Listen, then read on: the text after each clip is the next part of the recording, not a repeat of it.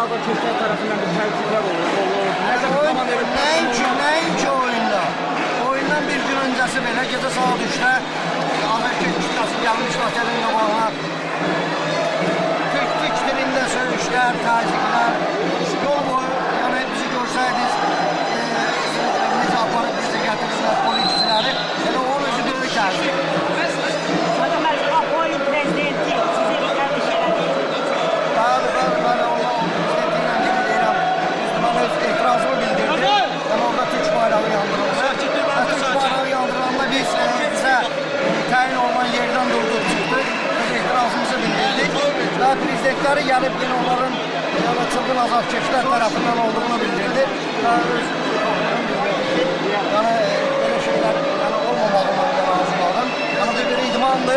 Burada siyaseti bırakmak olmaz. Bizi təbrik elədi ve bizi uğurlar aldılar.